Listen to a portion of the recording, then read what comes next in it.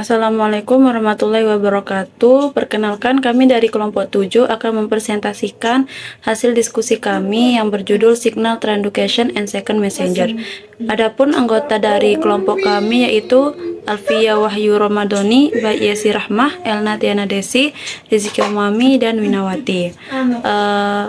Pembahasan kali ini yaitu signal transduction dan chem and second messenger. Di sini ada definisi dari transduction sinyal, yang dimana proses saat sel menerjemahkan sinyal dari lingkungan ekstraseluler menjadi perubahan di dalam sel. Jenis sinyal sendiri berasal dari lingkungan ekstraseluler, bervariasi tergantung pada jenis sel, dapat mencakup molekul sinyal kimia seperti hormon dari sel itu sendiri atau perubahan lingkungan seperti tekanan, suhu, atau cahaya. Semua sel memerlukan transduksi sinyal untuk merasakan lingkungannya dan merespons dengan tepat. Sel dalam organisme multiseluler seperti manusia harus memiliki jalur transduksi sinyal untuk mengkoordinasikan responnya dan membantu organisme mempertahankan homeostasis.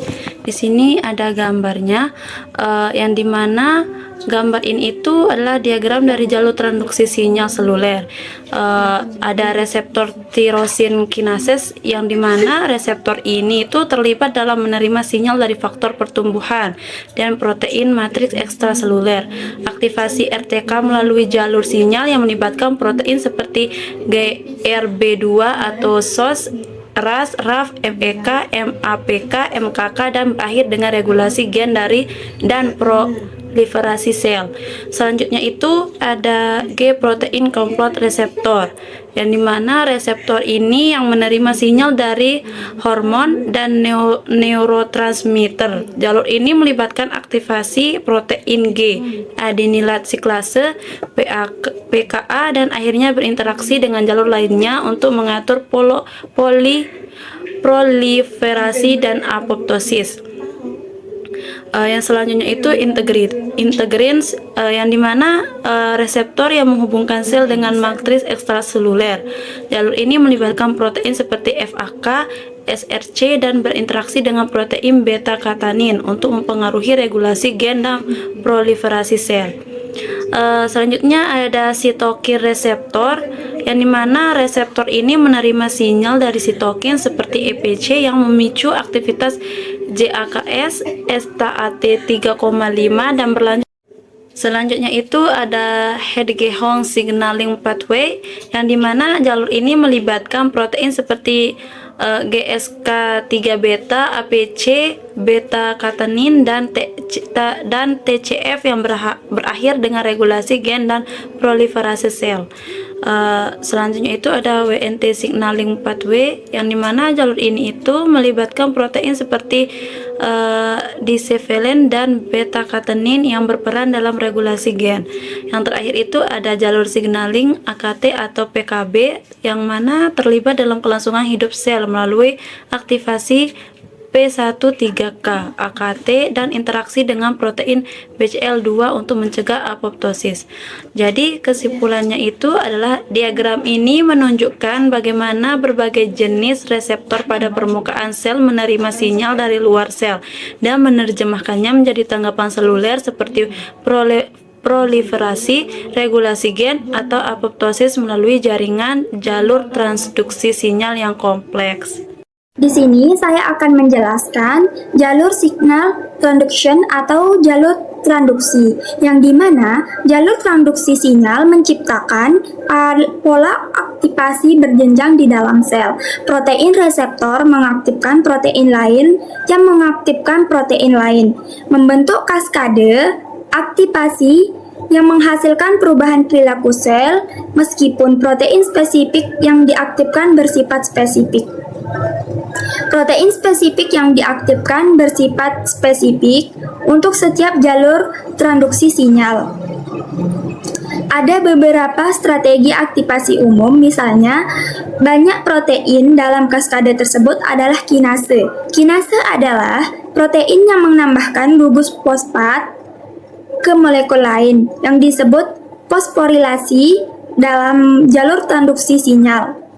Beberapa protein dalam jalur tersebut dapat berupa kinase yang menciptakan efek yang disebut kaskade fosforilasi. Protein lain dapat menghilangkan gugus fosfat yang disebut fosfalase.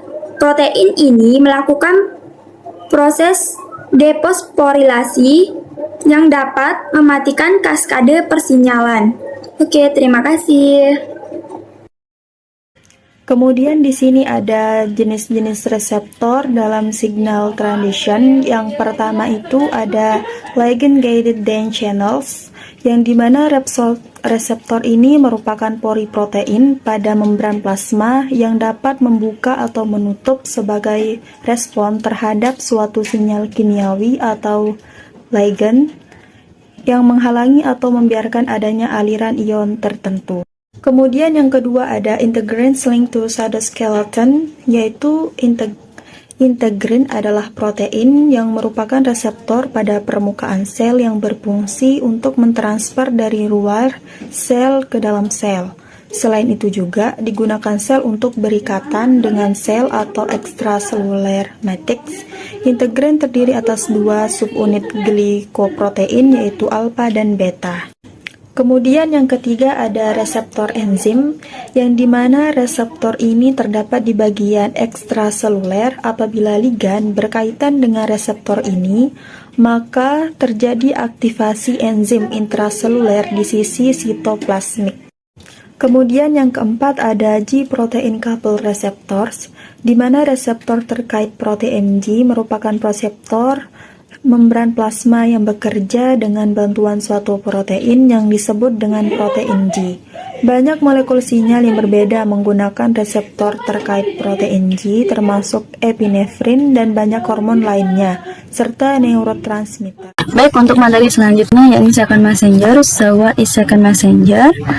Jadi, second messenger merupakan hormon-hormon yang akan berkomunikasi dengan proses metabolisme intraseluler melalui senyawa yang digolongkan sebagai second messenger itu sendiri.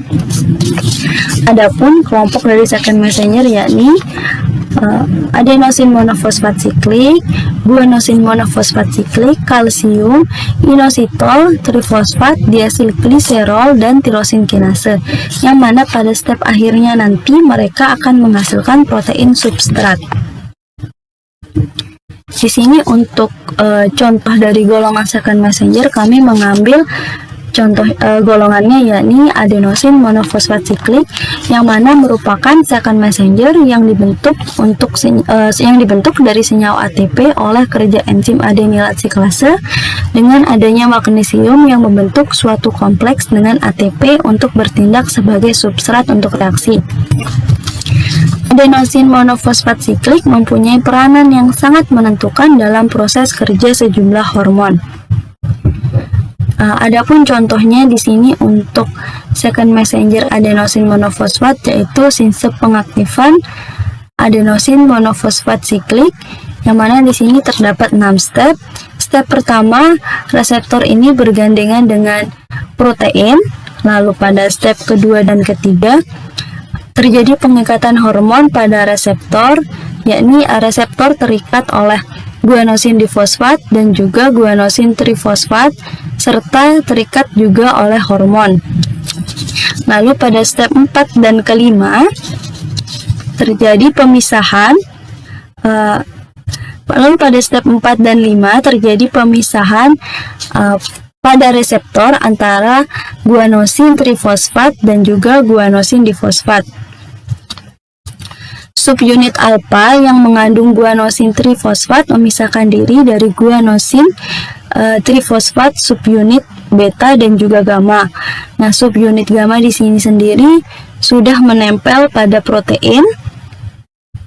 Lalu kemudian adenilat siklasenya diaktifkan oleh guanosin trifosfat. Nah, pada step ke-6 di sini sudah terjadi pengaktifan adenosin monofosfat siklik, yang mana aliran informasinya yakni dari kompleks hormon reseptor ke guanosin dan kemudian ke adenilat siklase.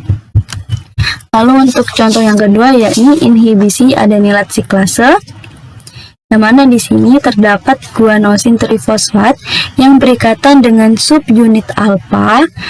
Jadi di sini apabila guanosin trifosfat berikatan dengan subunit alfa, maka akan terhidrolisis dalam jangka waktu beberapa menit dan akan menjadi guanosin difosfat dengan bantuan GTPase.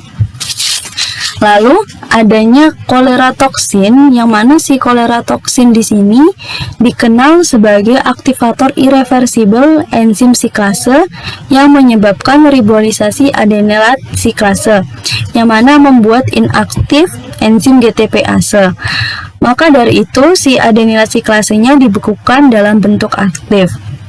Nah, karena inhibisi ini dalam inhibitor, yang mana inhibitor itu merupakan sebuah penghambat, maka inhibisi enzim ini dapat menimbulkan penghambatan hidrolisis guanosin trifosfat yang menyebabkan adenilat siklase terus berlanjut, yang mana di sini mengakibatkan saluran klorida akan terbuka dan menyebabkan kehilangan ion dan juga air dalam jumlah yang besar, yang mana ketika kehilangan ion dan air dalam jumlah yang besar ini dapat menimbulkan penyakit diare. Selanjutnya di sini saya akan menjelaskan tentang pengaktifan protein kinase oleh KEM, yaitu yang terdapat pada gambar ini menunjukkan proses pengaktifan protein kinase oleh KEM atau siklis AMP.